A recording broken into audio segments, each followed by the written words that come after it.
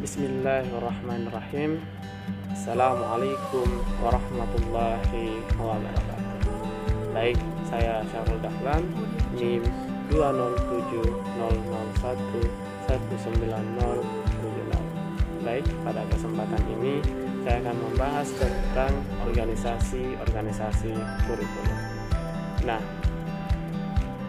di era globalisasi saat ini, atau istilah kerennya biasa disebut dengan zaman now, kehidupan teknologi semakin berkembang dengan pesat seiring berjalannya waktu, sehingga kurikulum sangat berperan penting dalam meningkatkan mutu pendidikan. Nah, sebelum kita masuk dalam materi inti, terlebih dahulu kita ketahui apa itu kurikulum. Nah, kurikulum itu sendiri merupakan sejumlah mata pelajaran dan kegiatan-kegiatan dan segala sesuatu yang berpengaruh terhadap pembentukan kepribadian peserta didik yang bersesuaian dengan pendidikan yang telah ditetapkan oleh pemerintah dan sekolah. Nah, setelah kita memahami apa yang dimaksud dengan kurikulum, maka kita selanjutnya memasuki pengertian organisasi kurikulum. Nah, dalam organisasi kurikulum, di mana organisasi kurikulum ini merupakan suatu bentuk pola ataupun bentuk bahan pelajaran yang disusun dan disampaikan kepada peserta didik. Di mana organisasi kurikulum ini merupakan suatu dasar yang menjadi binaan dari kurikulum. Nah, kemudian kita bahas tentang faktor-faktor dan jenis-jenis organisasi kurikulum.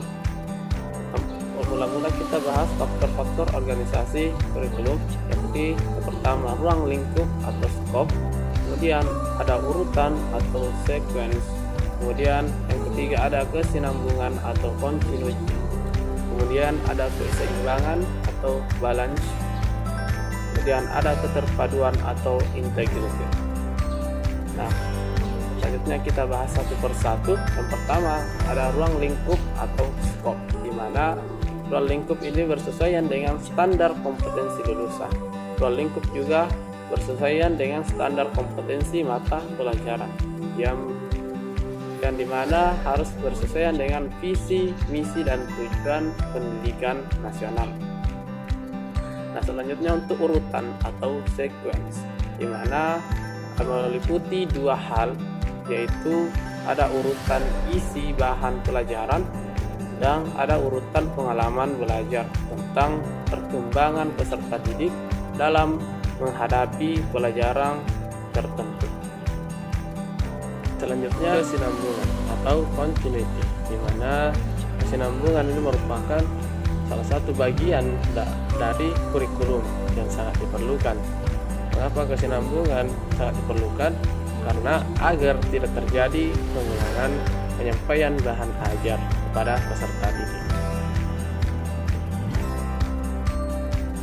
Selanjutnya yakni keseimbangan atau balance, di mana keseimbangan dapat ditinjau dari dua segi, yakni keseimbangan isi atau apa yang dipelajari dan keseimbangan cara, yakni proses pembelajaran.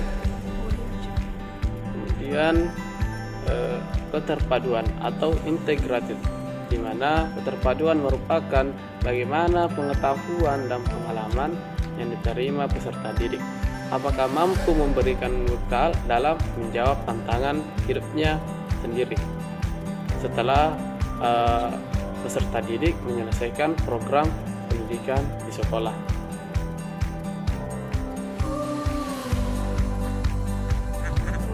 Nah, untuk selanjutnya setelah kita memahami apa itu faktor organisasi, kemudian kita bahas jenis-jenis organisasi kurikulum. Nah, dalam jenis-jenis organisasi kurikulum ada tiga, yakni separate subject kurikulum atau kurikulum berdasarkan mata pelajaran, kemudian correlate kurikulum atau kurikulum gabungan, kemudian integrated kurikulum atau kurikulum terpadu, core, dan ada pembagian dari integrated kurikulum yakni core kurikulum atau kurikulum inti. Kemudian selanjutnya kita bahas satu persatu Yang pertama ada separate subject curriculum atau kurikulum berdasarkan pembelajaran, di mana cara penyajian dari separate subject curriculum ini penyajiannya mata pelajaran secara terpisah-pisah dan terlepas dari yang satu dengan mata pelajaran yang lainnya. Kita bisa lihat contoh seperti pembelajaran IPA dan pembelajaran kimia, di mana di sini pembelajaran IPA dan kimia dipisah, namun pembelajaran IPA dan kimia ini mempunyai keterkaitan. Kemudian selanjutnya correlate curriculum atau kurikulum gabungan, di mana bentuk dari kurikulum yang menunjukkan adanya hubungan antara satu mata pelajaran dengan mata pelajaran yang lain. Tetapi juga harus kita memperhatikan bagaimana karakteristik dari mata pelajaran tersebut. Kita ambil contoh dari pembelajaran IPA, kimia, biologi, dan fisika yang saling berkaitan dengan pembelajaran IPA. Baik, selanjutnya integrated curriculum atau kurikulum terpadu, di mana integrated curriculum ini merupakan mata pelajaran yang berpusatkan pada suatu masalah ataupun unit tertentu.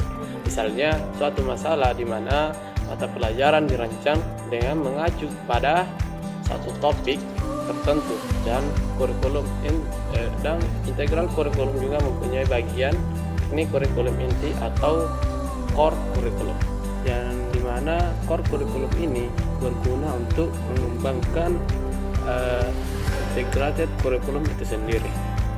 Kemudian contoh dari integrated kurikulum yakni pada pembelajaran agama sebagai pusat dari IPA, PS, biologi, sejarah, geografi maupun bahasa, semuanya berpusat kepada pembelajaran agama. Oke teman-teman, terima kasih. Sekian pemaparan materi yang sempat saya bawakan tentang organisasi-organisasi kurikulum. Jangan lupa like, comment, dan subscribe.